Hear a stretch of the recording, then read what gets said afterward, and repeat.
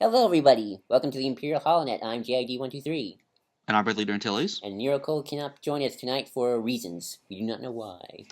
Isn't Okay, he like in Florida or something? Jersey.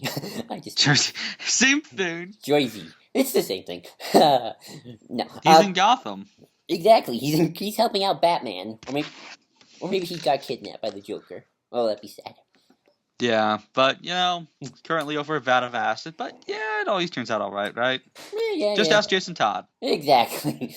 Then Cole just shows up in the Red Hood Is costume. that right? Yeah, it's just Actually, like Attack Zack Snyder. But yeah, so okay. I guess we should I start guess with we'll go with Netflix first because that's easy. Charlie Cox reveals that Luke Cage takes place during Daredevil awesome. season 2. Ooh. And that's gonna be really cool, especially because like he was saying that quote, one thing that I thought was really cool is that in the second season of Daredevil we had scenes together in the story, or in the storyline we hadn't seen each other for a long time, and it takes place at the hospital.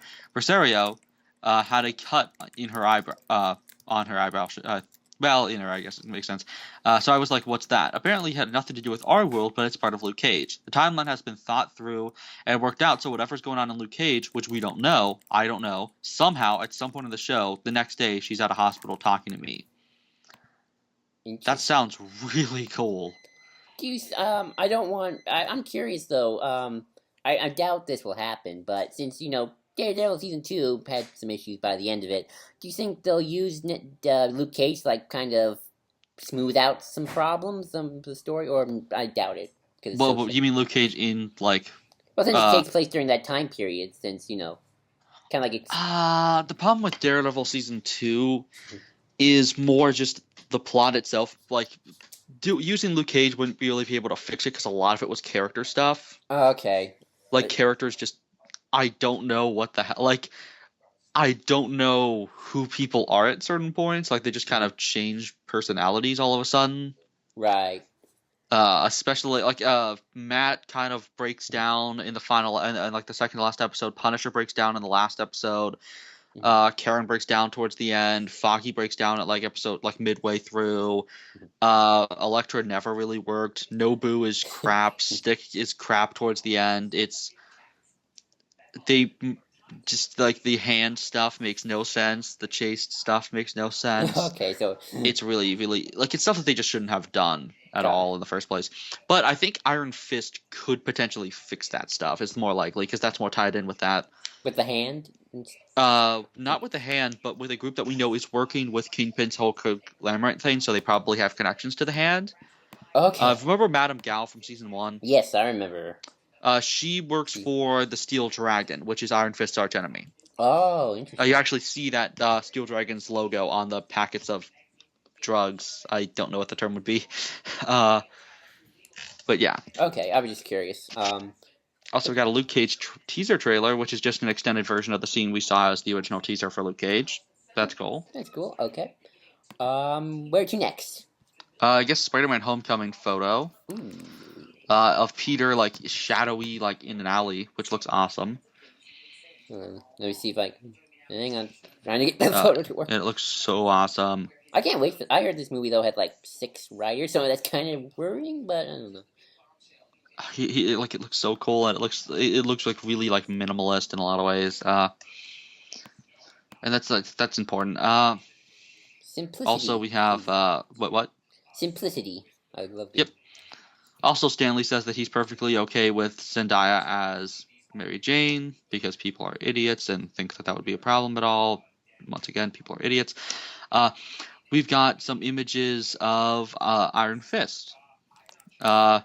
We've got some images of Danny Rand, I think, being like shot and like, then sitting around like next to a garbage can or something. Oh yeah, I'm looking at it. I can't really make anything out, but yeah, he looks kind of like a homeless person because he just broke out of jail. Oh, this is gonna be fun. I don't know anything about Iron Fist, so I'm excited just to look at this, watch the show when it comes out. Like, learn like I did with Daredevil. Yeah, and we see him in a bathrobe doing like poses, and that looks amazing. Just Ninja. out of context, it looks so funny. Just being a ninja in a bathrobe. That is Snoke as a ninja confirmed. awesome. I actually kind of hope that now. Episode 8, when Luke faces off against Snoke, it's not with evil electric powers. He just go, "What?" Yeah, and he just leaps out and like they do like a Matrix style fight in midair, and then Rey's just like, "What the fuck is going on?" Yeah, so we also have an uncropped image from Suicide Squad that shows, uh, some of the abuse between Joker and Harley that was cut. Which we Joker needed. looks like he's like really angry at her. That's what I needed. And I mean, I'm okay with the idea of a universe where Joker cares about Harley. Like, I'm not against it, like you are. I mean, no, you're for it too. That's what I meant. Oh yeah, I think that idea would have been fascinating. But The problem is it doesn't come off in the movie like it comes off more like somebody doesn't get it more than it's somebody's unique vision. right, like, I mean, to be fair, I wouldn't know how to write a Joker that would be care about Harley, but I'm not creative like that. Plus, I don't know the characters well enough. But I would love to see like what Harley had to do to get to this place. What Harley had to do, like, to actually win over the Joker, because it's the Joker. He needs to be obsessed with Batman. Yeah, and of course the take where he isn't would be fascinating, but that's not what they were going for, sadly. Yeah. But big news that I'm still not fully decided on. Deathstroke is confirmed to be the main villain of the Ben Affleck Batman movie, and we have test footage of him in full costume. And people have been, for a while now, trying to figure out everything about him based on his eye, because that's so smart. You're totally going to be able to figure out which actor it is.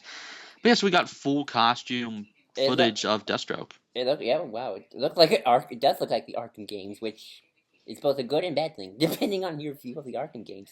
Or at least the one Deathstroke is in. Also, L Maybe, as everyone jokes, who's actually been pretty accurate when it comes to DC stuff, has said that Deathstroke, or it says that we will not be getting the Raid style Arkham Asylum film. Which is fine, because I don't feel like we should go straight for Cerebral this early. I mean, I'm glad they're not going, for your your Jokers or your classics. I'm glad they're trying to give other villains a chance. I mean, Deathstroke's not a Batman villain. I know. We keep trying to shove him into Batman stuff. He's not a Batman villain. He's not a Green Arrow villain. He's a freaking Nightwing villain. Or Teen Titans villain, because that's where I first saw him. But more than anything, he's Dick Grayson's arch enemy. Right. Like, it makes no sense to have him in a Batman story. He has an interesting relationship with Dick in contrast to Bruce, but he's not a Batman villain. I'm curious what stories they're going to adapt in if he's going to be the main villain. Like, if this isn't going to be like a Batman goes into the crazy house kind of thing. It seems like a mercenary mission. I hope what we might. The problem is we fucking killed off KG Beast, and he wasn't even KG Beast in I mean, just you can retcon it and say there's another guy taking on the name KG Beast, and he's more KG Beast. Well, KG Beast did have an apprentice in the comics called NK Demon. Oh. So we could use hold on, let me look that up. NKV Demon. And he's not half bad. He's KG Beast's apprentice guy. I haven't read the story he's in, but I mean, the problem is KG Beast is just one of the coolest Batman villains. It's so underrated that to have him just be dude in, like, I don't even know how to describe him. Just like dude with sunglasses was really fucking shitty. And so I guess this could be a way to fix it somewhat, because he is a cool villain. And ruining KGB is like maybe they could fix it. I'm still pissed because KGB is one of my favorite Batman villains, but still, maybe maybe he'd be cool. I mean, that could turn out right. I'm still kind of optimistic. I mean, Ben Affleck's a good writer. Jeff Johns is an okay writer, and we got Ben Affleck to help him out in case. This feels like very like New 52, like trying to shove Deathstroke down our throats kind of thing. That's true. But yeah, like if they're doing a mercenary thing, that wouldn't be bad. Again, you already had a mercenary, you killed him off. But, I mean, if you do the Arkham Origins thing and have there be a bunch of mercenaries chasing Batman for some reason, that wouldn't be horrible. I feel like we really should get Batman's world, though, rather than having him be chased by a bunch of assassins. That's true. I want to see the crazies. We haven't seen that yet in this universe. Right, at least done properly. Yeah, I mean, Suicide Squad says their characters are crazy, but the problem is we don't really have we don't have the costumed, Batman villains. Like we don't get like Joker handing somebody over a vat of acid, or Are you saying I mean, sure Joker we have making acid. weird poses at people and massaging them and then looking all weird and crazy?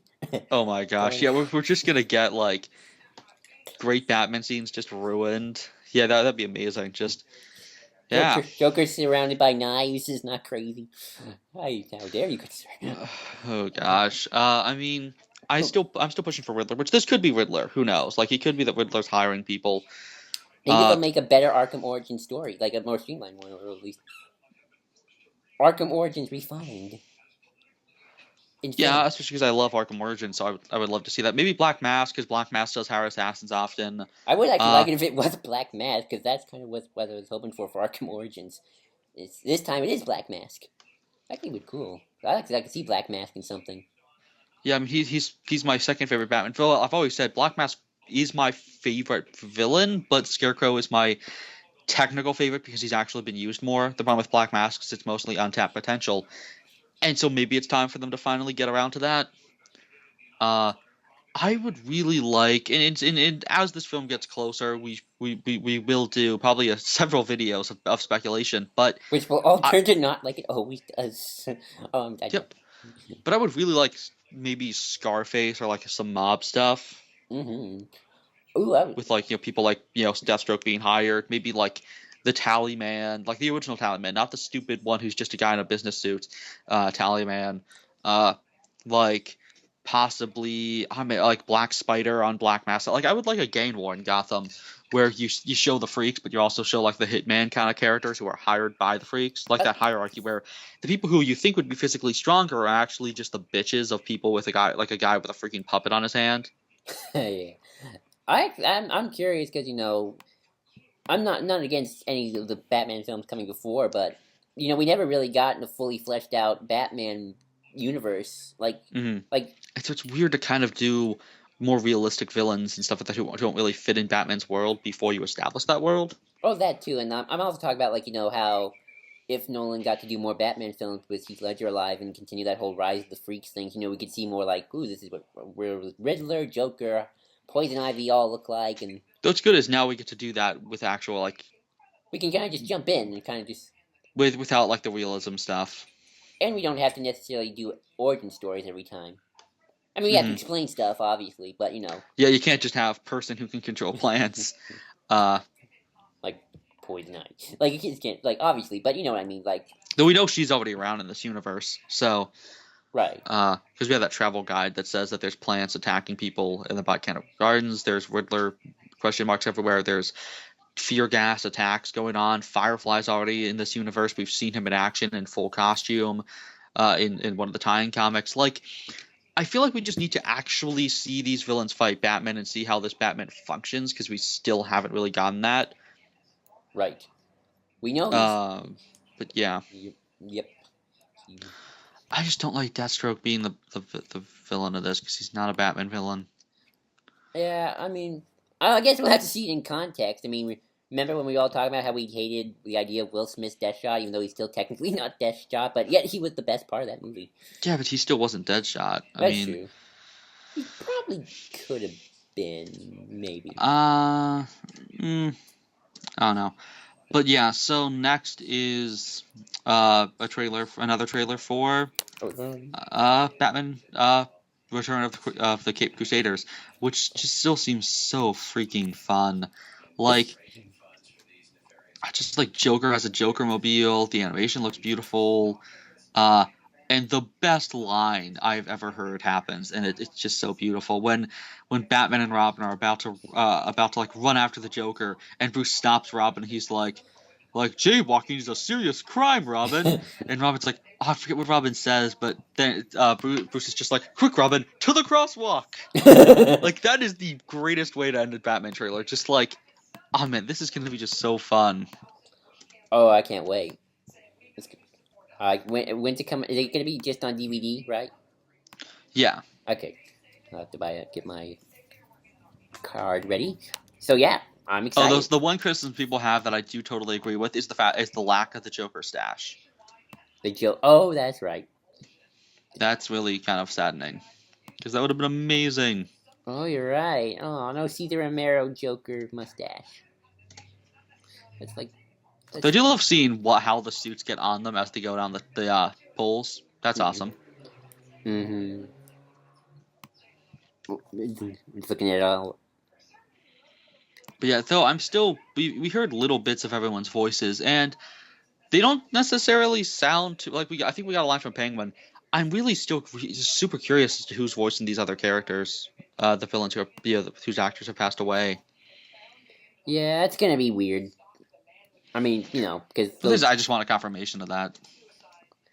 I'm just gonna find it interesting because those actors really did embody those characters, or at least well, not Well, what's embody. funny is all of them, other than Burgess Meredith and Romero, were replaced at different points because there was that other Riddler.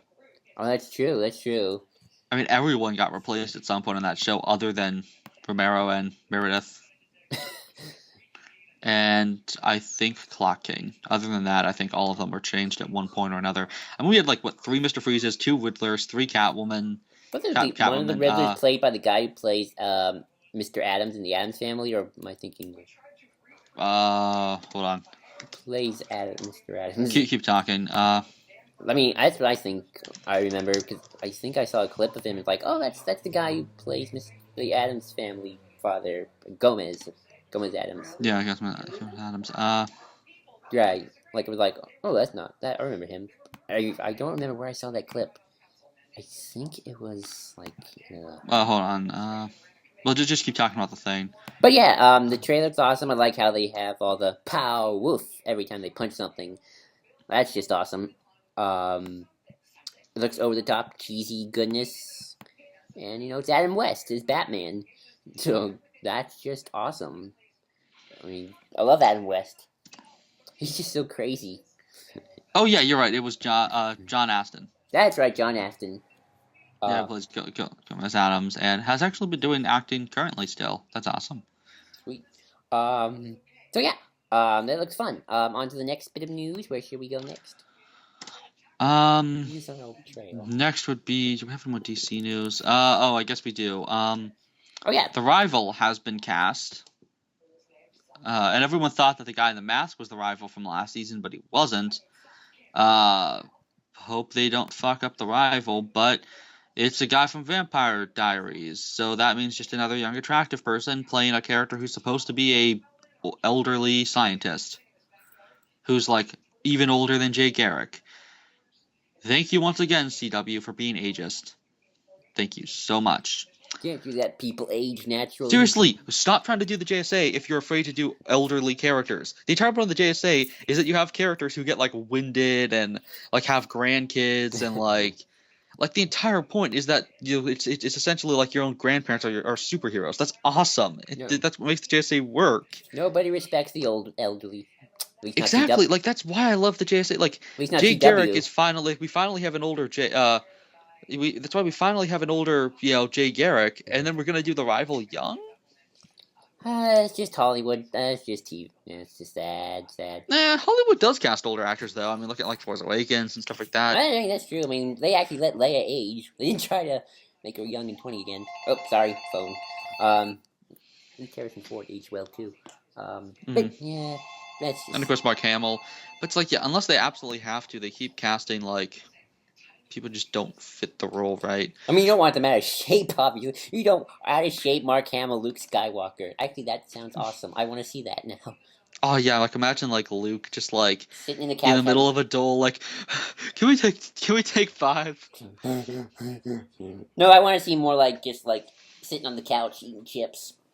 Oh, well, that's what's so great about Jay Garrick is half the time when he's not being a superhero, he and his wife are just sitting on their porch on a swing, just watching The Neighbor. It's so fun.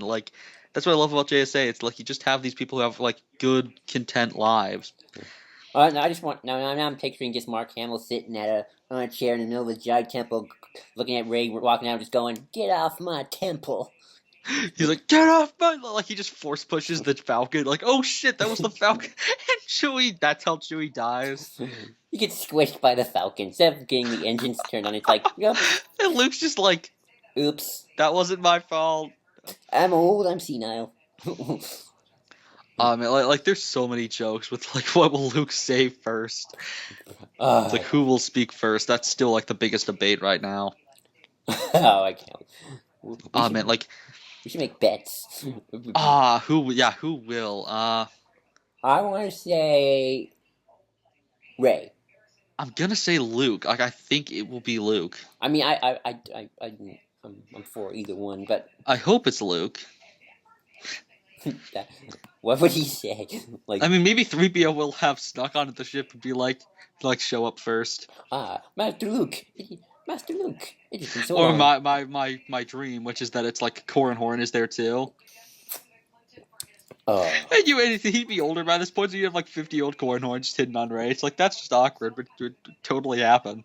mm-hmm. It's like, oh yeah, like just have like the entire Jedi Council like from the EU there, like that Mon Calamari person and Or maybe everything. they. Just I want them all just standing in the background, just looking like, who's gonna talk first? Like they're just waiting. he's just like, wait, why are there like 50 people? He's like, wait, you thought we were the last Jedi? You think I No. didn't have contingency plans? Like they're making bets too of who's gonna talk first. They're making because it's a And they casino. do the Qui-Gon thing, like they roll a die and then like one of them moves it. $50 now you owe me. But yeah, so that was the news for DC.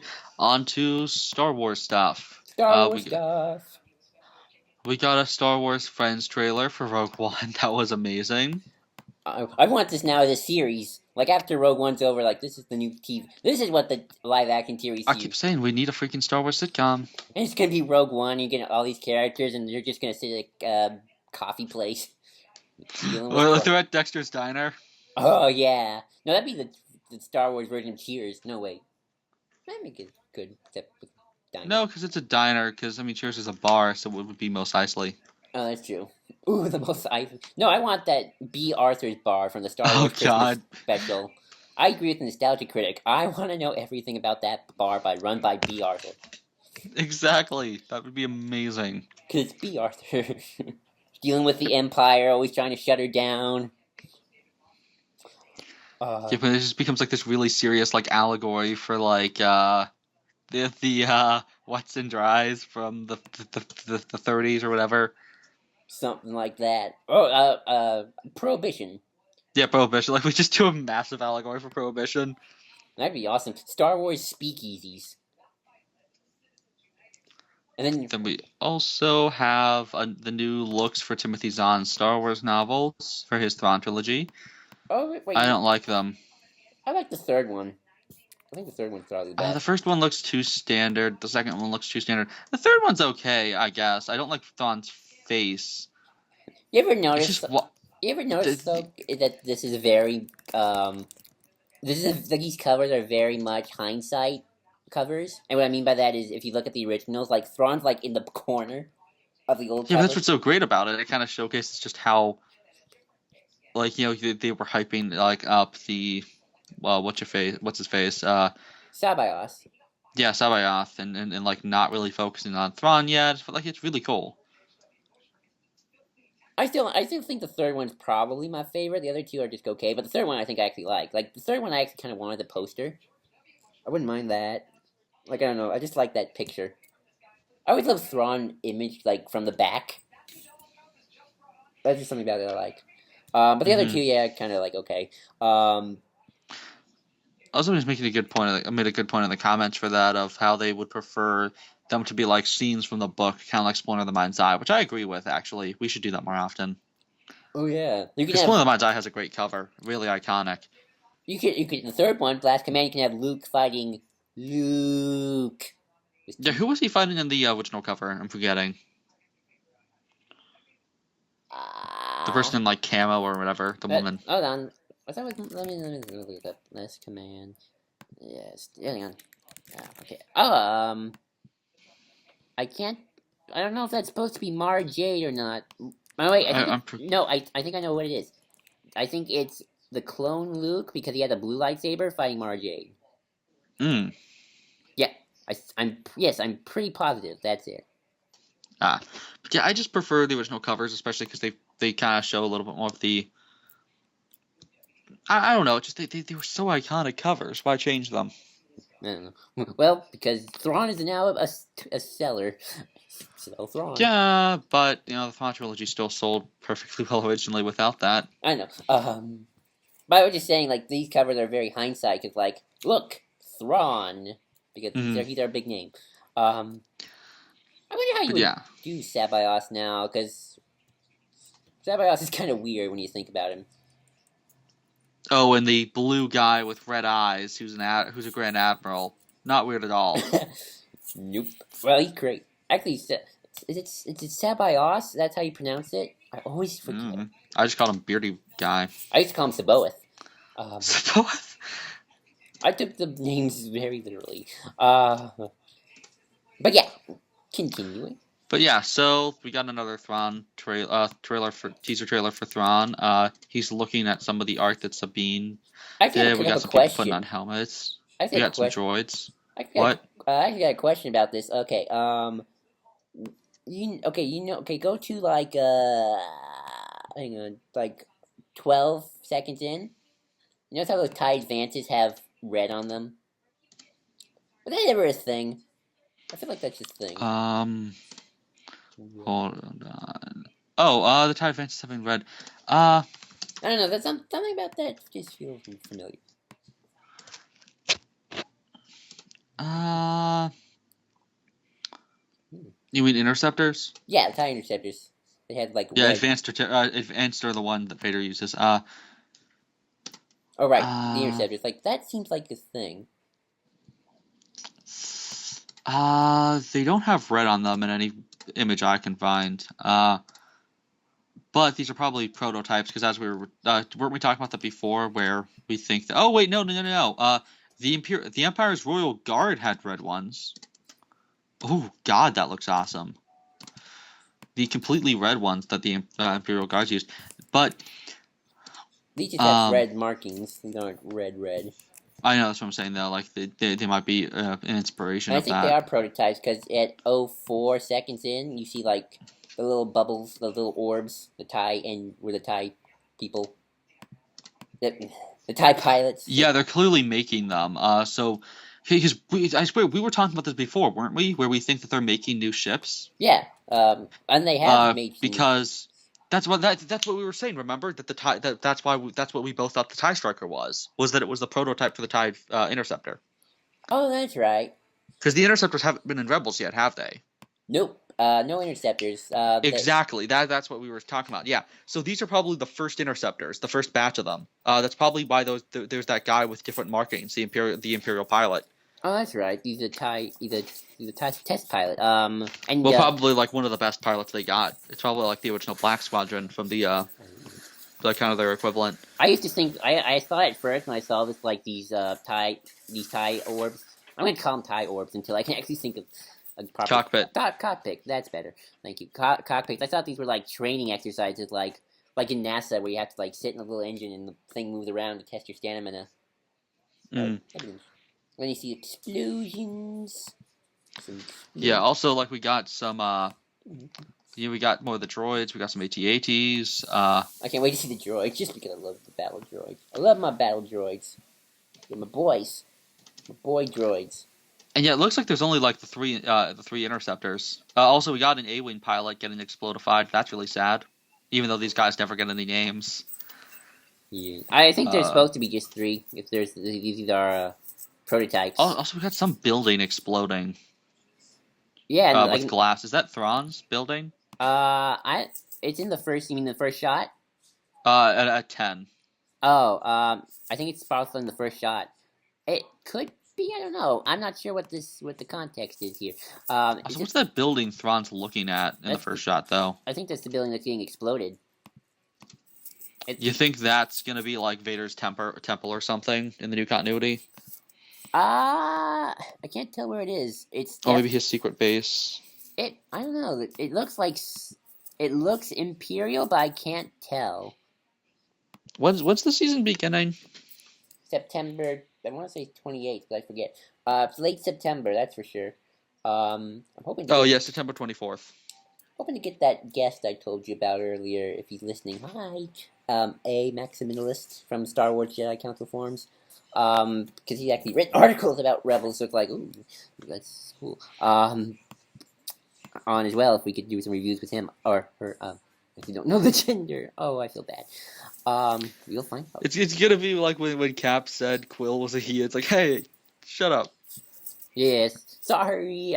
I always don't know. I can tell. But, Sometimes I can tell. Other times I can't. but yeah, so I think that is Thrawn's building getting exploded, probably because it looks like there's like glass panes or something or art. Thrawn has a secret base. That's cool. That makes sense. I mean, since Thrawn's no longer like the outer rim, like unknown regions guy. He could be, for all we know. Maybe he was in the Outer Rim. They called him back. Yeah, I guess. Or maybe this is the assignment that got him sent out there. That's true. I really hope he doesn't die. I don't know. Part of me, I don't think they. So why wouldn't he be mentioned in Aftermath? Well, well, The new continuity is already feeling the fact what the old continuity did, the fact that hindsight is a bitch. Hindsight. And the problem is they're so tightly knit that when there is a slip up, it becomes much more obvious. Oh, they'll keep plowing through. That's what we did for 30 years. We'll continue to plow through. The problem is they keep acting like it's so interconnected, and then the moment there's a problem, again, it becomes kind of glaring. But whatever. I say plow through it if just to bring in Thrawn to a post-Return of the Jedi world. That's what I say. The problem is there doesn't seem to be many conflicts afterwards, but we'll talk about that probably when Rebels is coming out. But yeah, next we got shitloads of toys. Yay. Well, actually, I want to go back to this for a second. I don't think they're brave enough to kill off Thrawn. Do you know how much problems they'll get if they did that? You know, like the outcry?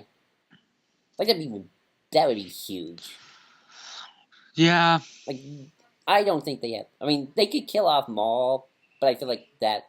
Maul, that would get a huge, applause. Yeah, they kill off Maul, but if they killed off Thrawn, you realize that the explosion would be huge. I mean, killing off Han's one thing in Episode 7, but... Well, yeah, but... I guess Harrison Ford wanted to die. Yeah. But killing off Thrawn, I feel like they don't have the guts. Like, kill off the character who's been in 3 movies and everyone loves? Good job. You kill off the blue guy, you son of a bitch. I don't feel like they would. Anywho. Okay, but yeah, so we've got images of all of the Lego sets. Right. For Rogue One that are coming out, including those weird people things that are Lego. We got the TIE Striker. Well, we got an ATST, which has... we seem like we're getting more like standard Rebels, which is awesome. And we got bays and a ATST pilot. Mm-hmm. And that's really cool looking. That's $40. Then we got one of the tanks that comes with turret and 2 of the tank gunners. That's gonna be $30, which is actually a really good price for that. Also, we got those orange cargo things yet again.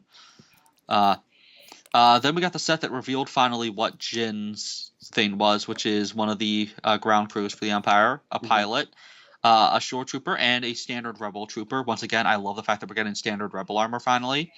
And that's going to be, which is the TIE Striker. And that is going to be $70. And it looks amazing.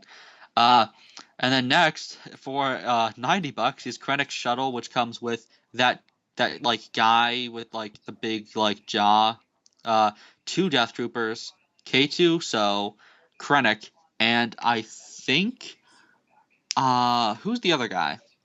I think that's the pilot, the Imperial pilot, whose name... Bodhi Rook. Bodhi, that's it. I always forget his name. Yeah, and then we got the U-Wing, which has... I think that's Jin with her hat. Yeah, that's Jin with her hat, which I really like. Cassian in his blue suit thing. That's his sweater. Another... What? That's a sweater. That's a jacket. You know what I mean. Yeah. Again, 2 different, but nevertheless, somewhat standard Rebel troops. And I love the fact that each Rebel troop looks different, but nevertheless there's a consistency to the look. And then we got, I think, Pow. Pow. That's Pow, right? Yes, I think so. And that's going to be $80. And the U-Wing looks amazing. I'm totally buying that. Awesome. For me, I thought the Krennic shuttle looked like the other type of shuttle, but then I realized the other type of shuttle is more square. This is more... which type? Oh, you mean the troop transports. Oh, yeah, the new troop transports. Yeah, those are different. We had rumors of this for a while, though. I think we saw this in one of the trailers, though. Yeah, the ones with 4 wings are different. This looks a lot like Kylo's shuttle. Yeah, it kind of does. I'm gonna look at Kylo's shuttle just for a second. Just to But look get at the Lego one; it looks very similar to that. Though I never yeah, it liked does. Kylo's shuttle. Oh, here we go. Yeah, but this one has like 2 butterfly wings. This one has the actual 3rd spiral, hmm and his is actually a little more less bulky, or maybe just the. Well, I'm looking at the Lego version, so. Yeah, though. But we haven't seen the live action version of this. Is the thing. Well, yeah. Those are But always. yeah, all these sets look really cool. Yeah, I'm excited. Oh, we want to talk about the Lucino book? What Lucino book? Catalyst. Oh yeah, yeah. You do that. Well, we Okay. got more figures, so but you do that first. Okay. Hang on. Let me find it. Hang on. Uh, sorry. But yeah, I'll just really quickly talk about 2 more of the figures, and then we'll get on to the Okay. You the talk about the second wave. We got Moroff finally, and a Shore Trooper 2-pack, and I'm still not the biggest fan of the articulation being a lot less, but at least the builds look at like the models themselves look a lot better than the ones we've been seeing with TFA. Go ahead. Okay. Joel, what's the summary? Okay. War is tearing the galaxy apart. For years, the Republic and the Separatists have battled across the stars, each building more and more deadly technology in an attempt to win the war. As a member of Chancellor Palpatine's top-secret Death Star project, Orson Krennic is determined to develop a superweapon before their enemies can, and an old friend of Krennic's, the brilliant scientist, Galen Erso, could be the key. Galen's energy-focused research has captured the attention of both Krennic and his foes, making the scientist a crucial pawn in the galactic conflict. But after Krennic's rescue, Galen, his wife Lyra, and their young daughter Jin from separatist kidnappers, the Urso family is deeply in Krennic's debt. Krennic then offers Galen an extraordinary opportunity to continue his scientific studies with every resource put under his disposal. While Galen and Lyra believe that his energy research will be used purely for altruistic ways, Krennic has other plans that will finally make the Death Star a reality. Trapped in their benefactor's tightening grasp, the Ursos must untangle Krennic's web of deception to save themselves and the galaxy itself. That's the summary. That's really interesting. It's set during the Clone Wars. Yeah, that's so cool, especially because people have been saying that with that fact, maybe we'll be able to get some prequel era characters. That'd be interesting. I'm like probably like you, Lauren, will show up. I'm curious who will show up. Like, I want to see Tarkin show up. Like he's gonna be in that book. You just know it. Like I want to see. That's my big thing, and I know it's weird because they're not talking about this. I want to see Krennic and Tarkin like butt heads because I'm still kind of confused a little bit of like who's in charge of this Death Star because like now they're saying Krennic was the guy in charge the whole time and like. Well, could have been that he was in charge, and maybe Tarkin had a buddy who accidentally, caused him to die in the line of fire. It's true, I'm calling it. I think what's gonna happen is Krennic is gonna be like about to, he's gonna be like attacking Jin and like trying to find out like the Death Star plans like after they've disappeared, and then he's like they're like, damn it, like we'll catch your friends, yada yada yada. I'll I'm not going down for that, and then all of a sudden he just starts getting choked. And then just drops dead and just looks absolutely terrified. And then Vader will just walk up behind him and like step over the body and just be like, and she's like lucky that he just like activates the blade and cuts her down. That would be amazing. And now I'm curious though. Or maybe she'll survive as an Imperial prisoner. Maybe. Now I'm curious though, because we know we're getting flashbacks, right, to when Jin was a kid. First off, I want to know how old Jin was in this book. Like if she's like 3, like because in the trailer, in that little snippet we got, she looks like she's around. Say 8? I don't know. Yeah, roughly. Like maybe 10. Like clearly the Empire's in charge by the time that flashback happened, right? Probably. Though it would be interesting if the Death Troopers are clones. It's possible. But my thing is though, I'm curious with what will happen is at the end of this book, like the Jin and not Jin, Galen and Lyra, because actually you mentioned this on Twitter. Who's Lyra? Escape Krennic, like that's the whole point. Like they go into hiding. At first, like I'm betting the book is going to end with him finding their their home. It's possible. It's possible. But I always thought that would happen. Like, I feel like the opening of the book is Krennic finding their home. Because, like, if it'd be But silly. why would they do a scene that's straight out of the book right at the beginning? Well, it might not be in the Or book. straight out of the movie? Well, it might not happen. It might start off with them just escaping. They might not show them finding their home. Like, we don't know. Yeah, but why would you open the book with them finding the home? No, I mean, open the movie. My bad. Oh, you said book. Yeah, that's what I'm saying. Yeah. End the book with them finding it, and then the movie will be them, like seeing the wreckage. Which actually would be kind of funny if they started that movie, because in Godzilla 2014, again directed by Gareth Edwards, it actually starts with a kid version of the main character, whose father is like a scientist who works at a nuclear plant, and then some tragedy happens, and the wife dies. So if Gareth... So exactly this. Yeah, pretty much. So pretty much it's the opening to Godzilla 2014, but with Star Wars, and instead of the monster, it's Storm Death Troopers and Krennic. Well, I guess it's Yeah, not and like laser guns. I'm curious. I hope that the book and movie connect more. Like, like remember how Before the Awakening doesn't really connect much to Force Awakens? Well, I mean, could connect hopefully to Episode 8, but Yeah. I want like I hope they like the movie knows that Krennic and Jin do have somewhat a relationship, and that maybe, and especially Galen and Krennic used to be pals or friends. It is kind of funny though to do like, oh man, we're gonna find like we've only seen one shot of Galen in the actual trailers on the U-wing. Right. I would love it if like we find out that he's like lost his legs and arms. We have a flashback to Krennic and him like fighting, and like he like shoots off. Like he's like, "Don't try it, Galen," and he like leaps and he shoots off his arms and legs. Right. Oh, that would be awesome. Oh, that reminds me, I got one more Rogue One confirmation. Palpatine's not in it. Oh yeah, Palpatine's confirmed not to be in this, which is sad. But I guess yeah.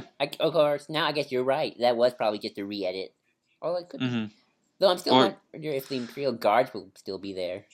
But probably the Imperial Guards don't always hang out with Palpatine. Maybe Palpatine sent them like, okay, this is important. You gotta be here for this moment because nothing can screw this up. So like you gotta guard whatever the heck you're guarding. I'm curious also if they will tie into the book. James Lucie's book will tie into why the Separatists were also stealing kyber crystals. Because remember we were talking about this. Oh yeah, we've been thinking that possibly there was 2 Death Stars planned the entire time, like early. And the Separatists were building one, and the Republic were building another. Because clearly, the Republic Death Star is probably super, super secret. Like, if the Jedi knew there was a Death Star being built, they'd be like, heck no. Well, probably it wasn't started. It probably didn't start production until after the Clone Wars.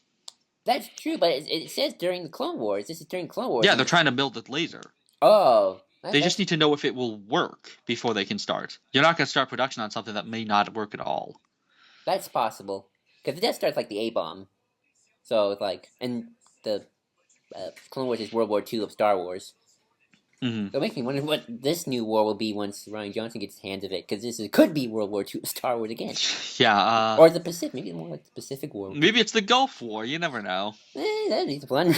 We go in there in 5 months and it's over. And the First Order just surrenders.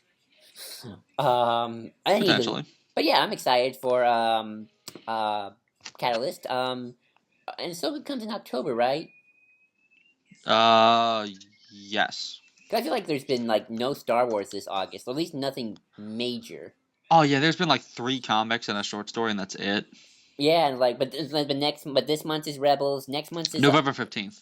And okay, so this month is Rebels. Next month is Ahsoka. November is Catalyst, and then December is Rogue One. So I'm like, we're now in the storm. And then January is Empire's End. It's like, yeah, we've had like 2 months of like nothing. Well, Celebration wasn't Celebration. Yeah, but still, like after Aftermath, we've got essentially no books or any major things. Right. But now it's like, I can't wait. I'm curious because Rogue One feels like it has a more prequel. It's a prequel book set in the prequels. That's also a prequel. Oh yeah, Lucino is not scared of that era at all. Oh, I know that. I mean, that's his wheelhouse, which is awesome. I think this is going to be his third time doing it, because he did Cloak of Deception, he did Labyrinth of Evil. I actually read Labyrinth of Evil. That's pretty good. and now he's doing Catalyst, so this is gonna be fun. But I was saying was how Force Awakens never really got a prequel, a real prequel book. Wait, wasn't Lucino? Oh no! You're right. Yeah, Lucino was Cloak of Deception. I got that confused with Cestus Deception. Different No, book. but like Force Awakens never got a proper prequel book. I mean, it had Shattered Empire. It had a series of short stories, but yeah, I never got a full-on prequel book explaining Right. what was going on. But this one it will. I wonder if Episode 8 will get a.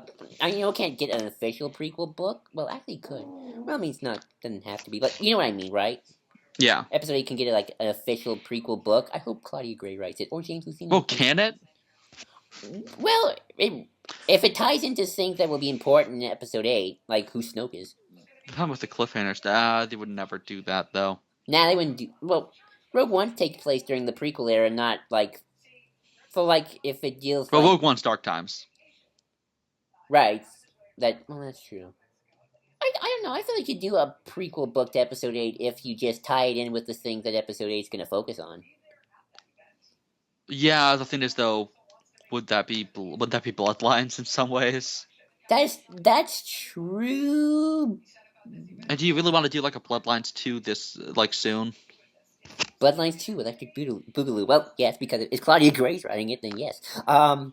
But I don't know, like... Yes, I don't know if they would do like what the First Order is right before Episode 8, but I don't know if they would have the guts to actually explain what the fuck is going on. It seems like they're very against explaining.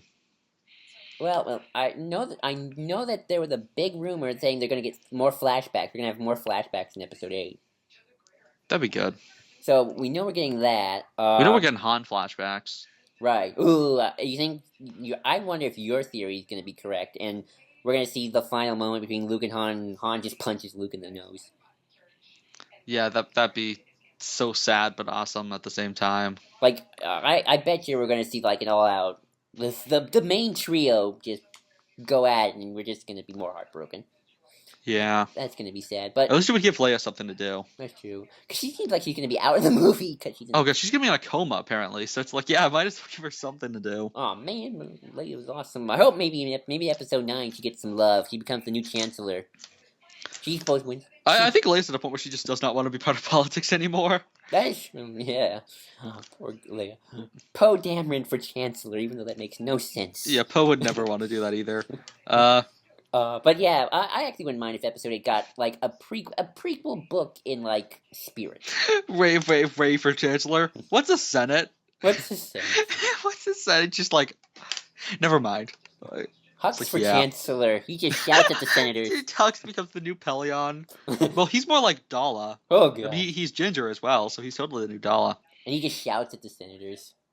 He's just like shouting at his aides, and he's like, all remaining coffee shops will bow to the might of the First Order.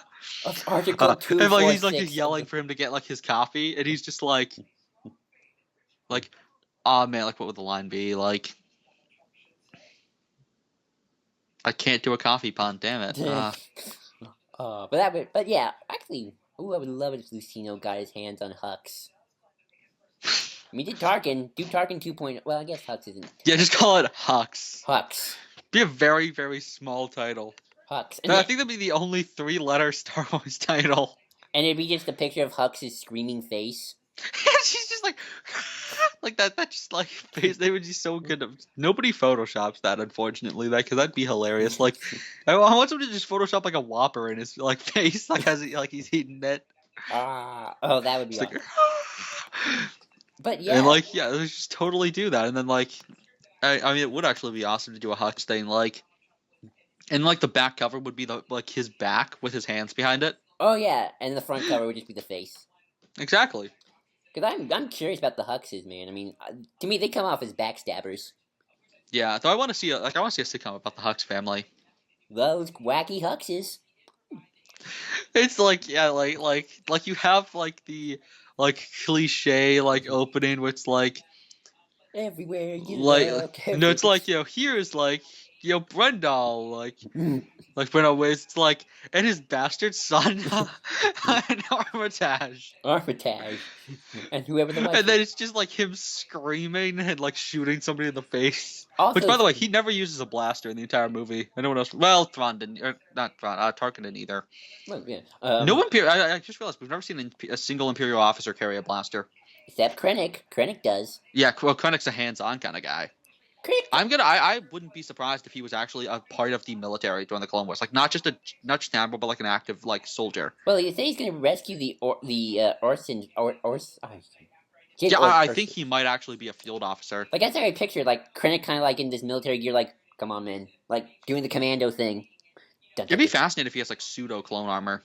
That'd be interesting. Like because there were people in the army who like I could never find like much information on it, but there were definitely people in the army who were in the Grand Army of the Republic who weren't clones. Oh yeah, I mean you got Lauren, you got Pelion. Well, not just admiral positions. I mean like field troopers. Oh. Because there was a Republic military, it just wasn't good. It wasn't good. I mean, like Corellia had a standing military, but then they kind of, I think, became part of the Republic Grand Army. Oh, cool. That'd be interesting. Potentially, I'd like to see a story to confirming that kind of thing. Which is weird because I also kind of picture Krennic as also a vanity character because of just the way he walks and like has his white uniform and that cape. So like, look at me, I'm Krennic, I'm all important. Look at my cape. It's better. He probably like did one really good mission and then thinks he's like top dog. Well, that's what I'm picturing, kind of like he probably thinks that he's like I'm better than Tarkin. And like he like even though Tarkin's like the truly more hands-on guy. Oh yeah, like this guy thinks that because he used to be in the army, that means that he's like this down to earth, like tough guy. And then Tarkin's like so regal and everything, but in reality, because like I remember that moment in the Tarkin book when like there's a bunch of Jedi and they're like, "Well, is the water thick enough, like deep enough for should we not go through it?" And then he just walks into the water and he's like, "It's this high." Oh yes, the problem with making him kind of Tarkin's enemy is that they're both kind of hands on, so you need to give up a reason for why they're different. Like that's my picture. Like for me, Krennic should be. Which I want to see that in live action. I want to see like Tarkin like halfway and like in the water, just like covered in kind of blood. Because Tarkin's that guy exactly. Like because like my picture is like Krennic, you got him like swaggering down Death Star halls, with his stormtrooper commando. Yeah, like Tarkin's just a lone guy, just like walking regally. Like he commands. He doesn't need a bunch of guys pointing their guns at you to convey his presence. Like he just looks like Krennic with He just needs those freaking eyes just boring into your soul. Like it just looks like Krennic, and he's like, please. Yeah, like wouldn't it be awesome if we have like a scene with like all of the people from episode 4 and Krennic's there, he's like running the meeting, and then Tarkin just walks in and Krennic has like all his guys. Well, that's and Tarkin's just like leave or something, and he just like actually like leaves, just like in terror. That picture in the trailer is from like. Or wouldn't it be so cool if Krennic tries to boss around Vader, and it just does not work, and then like he's like, I have the superior rank, like, and then Tarkin like doesn't have the superior rank, but just looks at him and he's like, you do this, and Vader's like, okay, and like just because like Vader does not give a fuck about rank, right? He doesn't. It's about who earns his respect. Tarkin earned his respect. Tarkin is somebody who he cares about like the respect of. He has earned this guy's respect, and he wants this guy's respect, and he respects him. Like that, it's all about that for Vader. That's that famous. I mean, it's that thing from the first issue of Vader. Tarkin had a vision. You have schematics.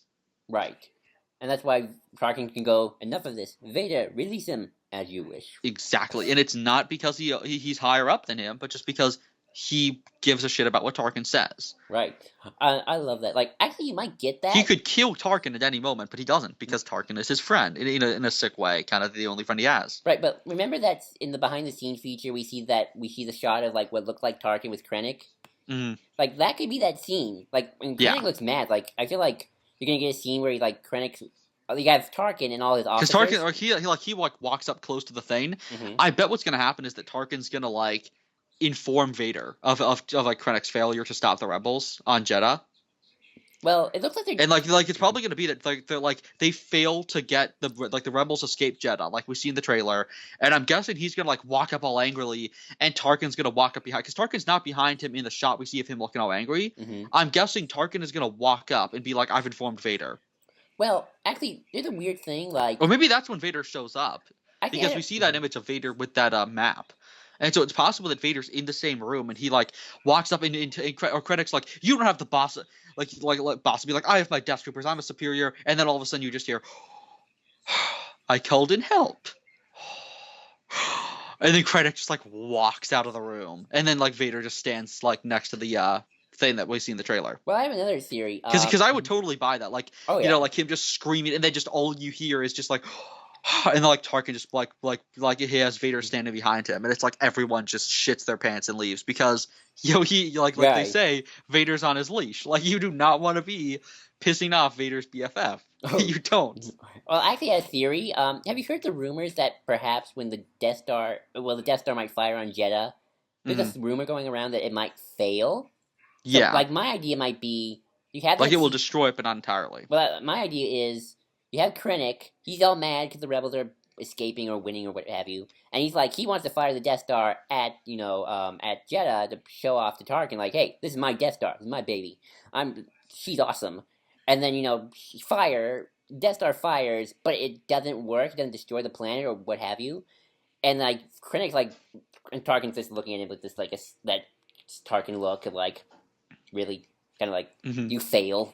And Krennic's just like, all mad. Like, that's the scene in the trailer where you just see... Wouldn't it be good if he does the chin thing? He probably will. If they ever capture Jin, that will probably happen. Right. But wouldn't it be good if he's, like, trying to be Tarkin the entire time, and he tries to do that, and then just gets, like, punched? Well, aren't there pictures of him doing the chin thing? Everybody does the chin thing. No, I mean, like, when Tarkin grabs Leia's chin. Oh, that chin thing. Right. There's so many chin motifs with the Empire. I'm talking about the chin pose, where you... Yeah, I know. Everyone does the chin pose. Yeah, you're right. I mean... Thrawn does it, Tarkin does it. I think Piet's the only one who doesn't. Nope, he does the backhand kind of thing. He's kind of like... Yeah, like, because Piet's just a guy. Right. Also, Veers doesn't. I hope... Once again, because Veers is a field commander. He's just a dude. I just want Tarkin to get some lines in the movie, because, I don't know... backtracking to Rebels, somebody was saying something I really want to see as well, is Veers showing up. Ooh, I'm surprised they haven't done that yet, considering they have prototype AT-ATs. Yeah, they haven't used Piet yet at all, so which I'm okay with, because I'm betting the Vader comic is going to use him at the end. Like, it's going to be like Tag dies, and then... Like, here are your two replacements for your officers. This is Admiral Ozzel, and this is Captain Piet. Yeah, it's like Ozzel. He'll be sure to be a great soldier. Oh, and there's this Piet guy. It's like, yeah, he'll totally go nowhere. Right, like, Piet, that guy, he doesn't... And it's like, oh, and there's this Jar Jared guy we're going to put in charge of the second Death Star. And then you just have Jar Jared, like, sitting in the corner, like, really, like, what? No, yes, Lord Vader. Like, just shitting himself. In fact, I really want to see, like, a bunch of the Imperials. Like, not just Tag and Mahdi, but, like, and Yularen, but, like, I want to see some of the field, like, the guys we see elsewhere. Ooh, yeah. Like, potentially, like, find out about other fleets or something, like, just where other admirals are. Again, I feel like Rebels has been, like, underusing a lot of their stuff. Like, they haven't used Veers, again, they haven't used Piet, they haven't used Ozzel, they haven't used Nita, which Nita... I feel like if they ever do a reveal of the Super Star Destroyer, we're probably going to use Nita there, because he was in charge of the Star Destroyers with it. Oh, yeah, I keep forgetting. I'm surprised it could be that Vader had those two Star Destroyers in, like, maybe in Season 3 he has those two, and then when he gets the Super Star Destroyer, he pairs them up. Right. It's weird, though, we have Rebels, we have an Ozzel-like character who isn't Ozzel, because he looks just like him. Mm-hmm. He has the mustache. And I forget what he's called. And essentially, I mean, Callus is kind of Veers in a way. Callus is button chop Veers. Mm-hmm. And without that dumb helmet. Exactly. Except his is also dumb. He got more of a cylinder-like helmet. Yeah, it looks like a sieve. He has a sieve. Yeah, but he just puts on a... I really want, like, the Rebels characters to, like, just replace his helmet with a sieve and him, like, not notice. That would be awesome. We actually got some cool... We actually got more... in that trailer we just saw, they actually showed a lot more troop things. At least I saw.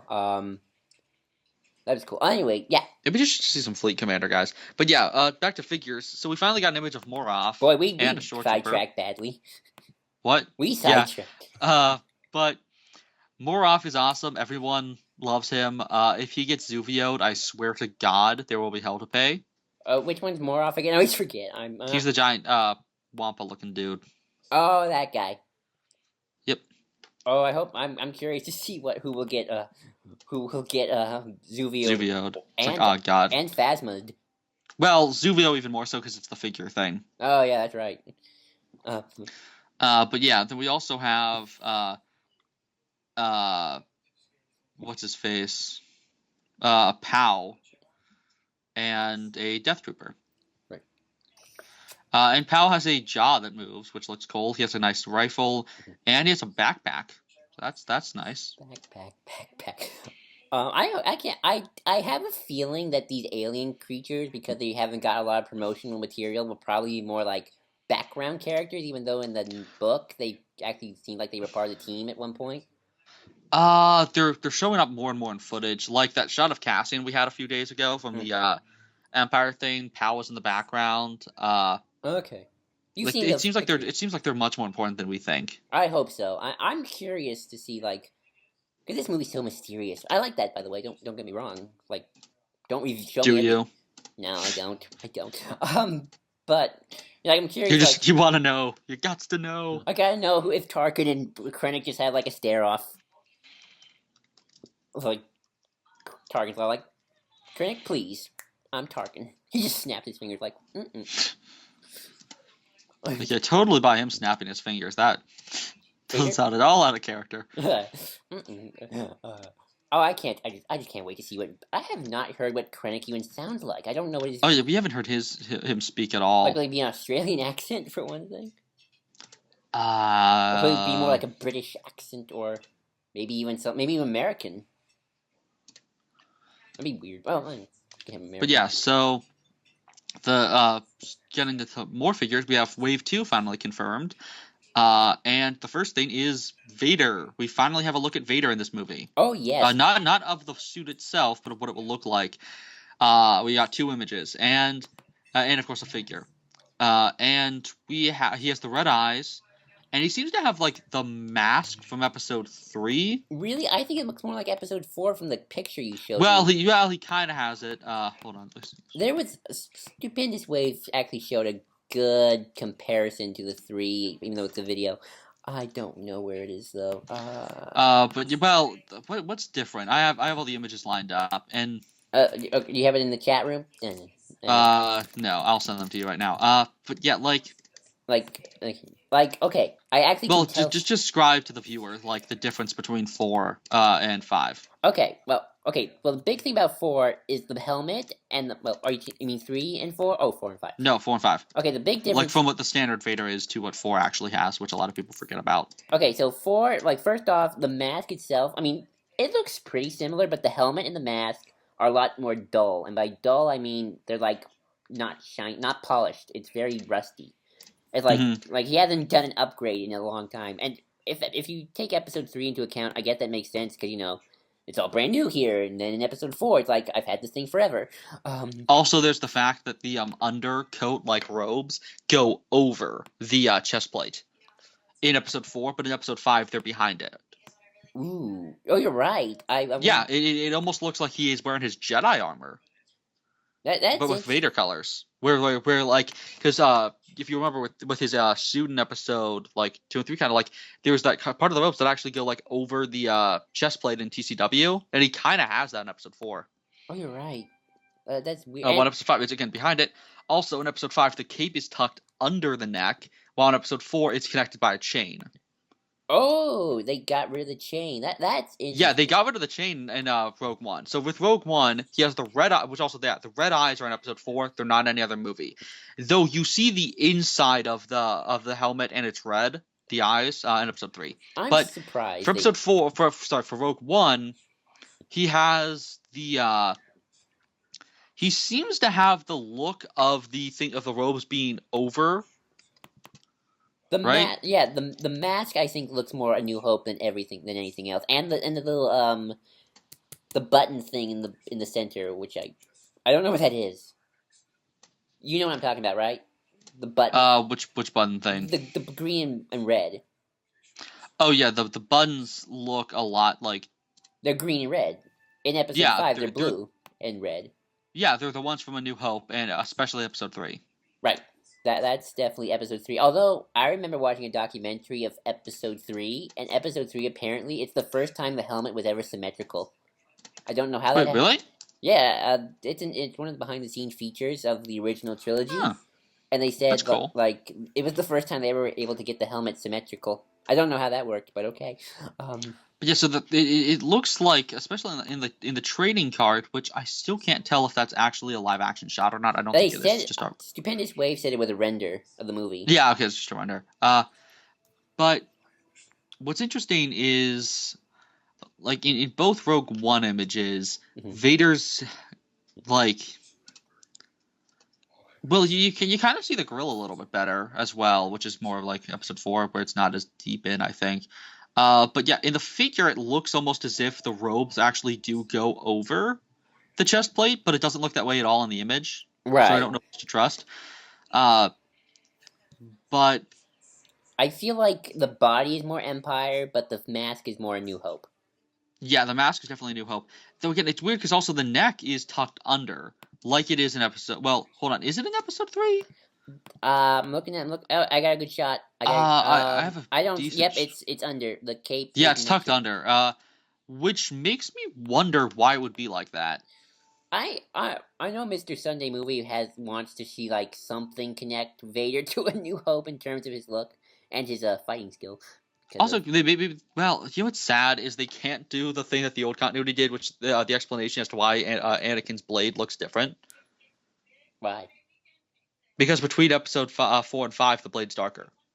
Really? Oh yeah. And the old continuity, we got an explanation that after finding out that there's more Force users that he might have to fight, because it had been a while, he stopped using the synthetic blade, and he actually found a red natural blade. Interesting. Oh, I didn't know that. Which is awesome, because it means that which means that he's kind of fully become Vader still. Mm-hmm. That like at this point he doesn't have to make it. The caves choose for him like the red blade. Like the red blade chooses him. What's Vader's lightsaber look Which like? are very rare. Like shows just how evil he truly is at his heart. What does the Vader in the comics blade look like? It looks like the darker red. Okay. I'm curious. I wonder if they'll do it like an explanation to why Vader looks that way in Rogue One. Like maybe his cape's gonna get a little ripped. I mean, I don't Yeah, know. I'm thinking maybe his cape will get torn. Maybe his chest plate will get like a little beaten up, and that's why the rope's on the outside of it. I mean, obviously, yeah. I mean, Because I want an explanation for if the film freaking ends 5 minutes later, why did he change his outfit after 5 minutes? I hope somebody recognizes this. I hope somebody. Like maybe Vader's like putting on his suit like really quickly. That's possible. He just rushes out the door and he's like putting on his helmet and like accidentally like forgets like the like different things. Okay, it's weird. He like runs out without one of his hands and has to run back and snap it in. I mean, it's possible. I mean, they're already gonna address the whole data tape thing. Yeah, so if they're gonna do that much, you better explain why the fuck after 5 minutes his entire like his robes are on the outside. That would be interesting. I'm curious. Because again, it's not. And do you like episode 4 Vader or episode 5 Vader? Episode 5 Vader, of course, but that's because he's actual character in the. Well, but I mean just look wise. Oh, look wise. Yeah, I think I like episode 5 better. Vader look wise as well. Yeah, I know people love like episode 4. I like the connector between the robes. Well, I like the robes being outside stuff like that, but it makes him look more. That makes him look more like just what he is in that movie, which is just kind of like unofficial. While he looks more robotic without that. Like when the robes aren't on the outside, and when it doesn't, and when the cape looks more tucked in, Mm-hmm. it shows more of the metal. Like it kind of makes him look more like a soldier, because again, when his cape's connected, it looks more like Dooku, and Dooku is a diplomat. Like, you know, he has like that chain connecting the thing because it's a ceremonial cape, and his robes are on the outside because in episode 4 he's more of like it almost looks ceremonial. Like he's not a soldier in episode 4. He's doing all this stuff just to be kind of intimidating. Like he's just kind of It does feel funny because in episode 4, and again, like in episode 5, he's he's in the front lines. Like Right. he's going to a planet to rip some rebels to pieces. it's funny how in episode 4 he does feel like a bit like a diplomat. I mean, not a good one, but Not a good diplomat, but you know what I mean. Like he's talking to Leia, Yeah. like you are part of the Rebel Alliance and a traitor. it's on the traitor. Take her away. Yeah, I mean, like he's kind of doing that sort of like accusing thing. If this is an ambassador, or if this is a consulate ship, then where's the ambassador? Right. And I'm Like, curious. he's just being like a intimidating like face for the Empire. While in episode 4 or with episode 5, he's no longer he's been kind of disgraced, so he's returned more to his roots. He's now a Jedi hunter again. Right. That's the full And point of it's what the Vader comic shows in a lot of ways, where he's no longer just glorified uh henchman. yeah, he's no longer a glorified henchman. He's even more so Palpatine's bitch. But interestingly, by being under Palpatine's thumb and being like his errand boy more, Hmm. he's actually enjoying that because he's in his place again. I'm in my element. I feel Yeah, good. exactly. Like he doesn't like being Palpatine's favorite person. He likes being the soldier who's in the front lines, cutting people to shreds. Like it's almost like he's back to who he was in Rise of Lord Vader, like at the end of that book when he becomes Vader. Like, during the Purge comic, like without the emotional stuff from the Purge comics, but like, just the like animalistic kind of Vader. Right. I'm back. I feel at home here. Exactly. Like I always love that idea with Vader of like he's at home when he's in the battlefield, and when he's behind a starship, and when you see that in the Tarkin or in the Tarkin book, where like he's flying incredibly well, not Hmm. just like in episode 4 he's kind of just a good pilot, and then we don't see him fly again for the rest of the original trilogy. But what's great is when he's in a recolored Eta class snub Right. fighter, like in an Eta class Jedi interceptor, Hmm. he's amazing. I'm glad they brought. I'm glad the Vader comic showed him piloting. Or Hmm. that's always fun. Especially because again that's after episode 4, so like in episode 4 he's just kind of like, oh, I have to shoot these guys, fine. Like again he's not used to the action again because he's pretty much killed all the Jedi. And so when you get to a point where he has to fight again, he's like probably enjoying himself. Like you didn't watch Pokemon Origins obviously, but like Giovanni in that is it's really interesting his fight with Red, where like throughout he's just like, oh, this ignorant boy. Like, he's getting so frustrated and just hates this kid, and he doesn't get why. Like he's a pain in the ass, but he doesn't get why. And he realizes it's because he sees this kid as being like himself, where he's like enjoying battling. Wait, they actually did an origin for Giovanni? Really? Oh, that's No, cool. it's kind of an anime special that's actually like the games, like it's actually Red and Blue, but anime. Oh, okay. And Giovanni's like, we have a flashback with Giovanni though, to him as a kid training his first Pokemon, and like we see him like throughout the battle he's getting more and more frustrated, and then towards the end when Red just starts bullshitting his way to victory, Giovanni just starts smiling and is like he loses himself in the battle. Uh and like he's just he's having fun, he's laughing, and he's like actually enjoying it. He's like you better bring it, and he's kind of like enjoying himself. And at the end, Hmm. he actually like gives Red the bet. Like his people are like, "What, you won? Well, we're not gonna." Or they both faint, I think. And he gives him the badge. And even though he could easily just cheat, and his people are like, "Wait, what are you doing?" He's like, "And we're disabling Team Rocket." Oh, wow. It's like a really good ending. And that's kind of like what Vader probably was like when finally in the cockpit again. I'm curious And I now. wonder if we're gonna see him. I people are saying they really want to see him in his element in this film, but I kind of don't want to see him in his element. Well, Like I probably kind of like the idea that he became so complacent that he stopped being himself. we probably will see. We'll probably see him do at least a couple of killing things, but But it'd be interesting if like maybe he's being a little lazy with that. Like that's why he gets hurt. maybe. Like he's not as like he's not doing what he does in episode 5, or like in episode 5 like he's really active. In episode 6 he's making leaps. Right. I am curious to Part see. of me wants to see like Vader from like the Purge comics, but part of me doesn't because there's a point intentionally of him not being like that. I'd And the be Vader comic shows that. right. I'd be curious because on the one hand, I think back of their mind they kind of do remember Revenge of the Sith, and then no, they only want to bring back Vader to his element. But on the other hand, they probably want to also connect it to A New Hope, but they also know have the technology to get Vader to do stuff that's cool looking because it's a movie. Um, so I'm just kind of curious, like, because we know we're getting him in at least 10 minutes of this film. No, wait, no, we don't. I think I just made that up. Um, Yeah, sorry. we We don't know how much we're getting him. We just know that he's going to be used well. I heard that a rumor though he's going to appear in the Canyon planet. That's where his final. That would be interesting. That's his final. That's where he's going to show up at the end. It'd be really cool if he like leaps onto an X-wing. That'd be interesting. Like, because knowing if Godzilla 2014 has caught me anything, Darth Vader is the Godzilla of this film in that He's gonna appear only like for the last 15 minutes of the film. Okay. Oh, I'm on alone. I'm alone here for a second. So if it's like that, so like the way I see it, like we get a little bit of Vader appearing, we get a little bit of Vader appearing in this middle, and then in the last 15 minutes, whatever happens to Krennic, if he's alive or dead or what have you, then Vader just shows up and he appears and probably kills some people. I'm curious if he uses the Force. He probably will. I think he'll probably like pluck an X-wing out of the air and throw it. That'd be cool. Imagine if he like stops an X-wing and it just crashes. Like it doesn't even smash into anything. It just compacts. Do you think we'll see him in his TIE fighter? I would love to see Vader's TIE because I love his TIE fighter from the movies. That's always something I enjoyed, especially because again, growing up with the prequels as well, you get that in a better context. Oh yeah, I'd love to see him like, because we've seen like they have experiments with that. So maybe he first appears in his TIE fighter and just starts taking out the X-wings in the canyon. That's my Yeah, and then like maybe like buzz droids attack, and then he has to like get them out. buzz droids. I seriously don't care why the Empire didn't use those because those were a genuinely great tactic. I don't know. Maybe they're just droid biased to a default. Oh yeah, he doesn't like droids though. Oh yeah, he hates them. I hate the droids. They're so grainy and get everywhere.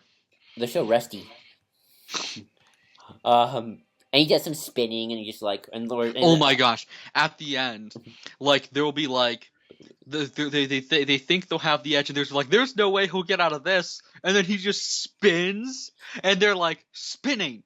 Damn it! That's a good trick. No. What he does, what an officer's like, Lord Vader, why are you spinning? That is not a very good tactic. And Vader's like, but it is a good trick.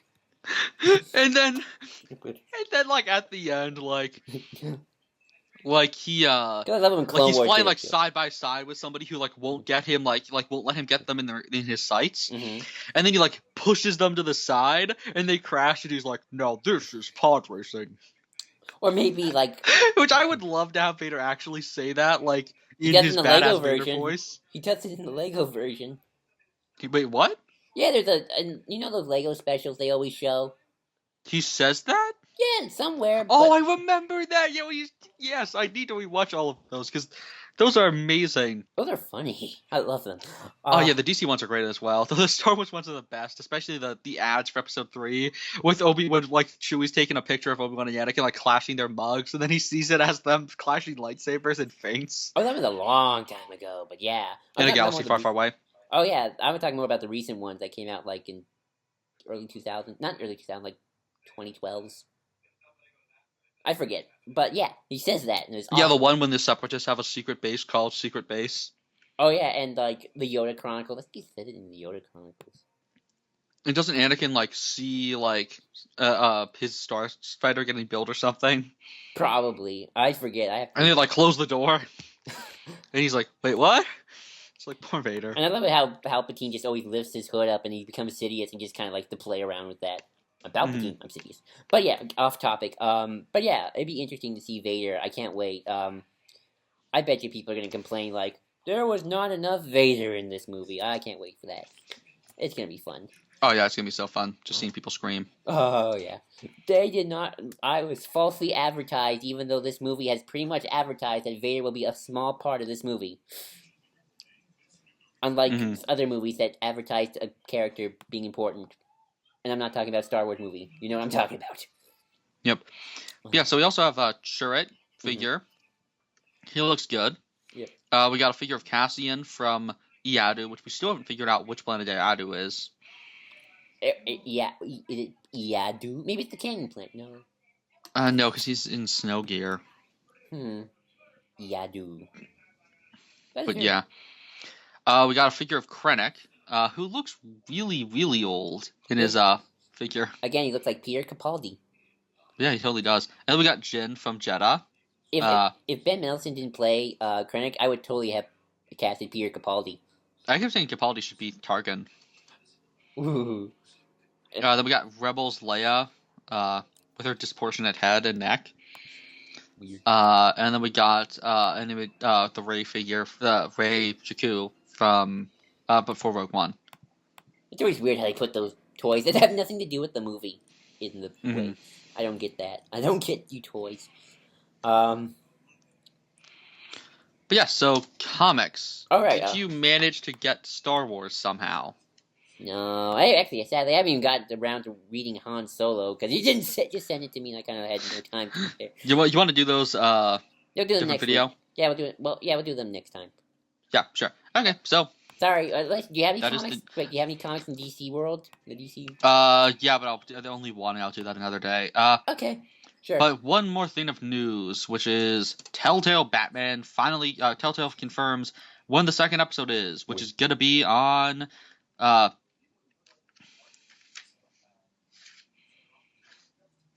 September 20th. Ooh, nice. So get ready for that. I can't wait. Like, I want to know, like, what's going on with this story. Like, I know Penguin's up to something, but it seems like there's a bigger thing going on. It might be probably is Penguin, but I don't know. Yeah, seems like Scarecrow might be involved. Scarecrow. They're not gonna do Court of Owls, don't you think? I hope to God not. Yeah. Maybe Black Mask will come, but he seems like It's strange. This is the only time I'm going to say this. I don't want Joker, but I don't think they're going to use Joker. Did they say that? They probably won't. Okay, good. I mean, he's been in every Arkham game. Plus, you already got Joker playing Batman, so it's kind of weird. Oh yeah, forgot. That would be awesome, though. He plays both in the same scene and records his dialogue at the same time. Yes, It's just like stop, Joker. Never, Batman. Like he's just like going from one mic to another.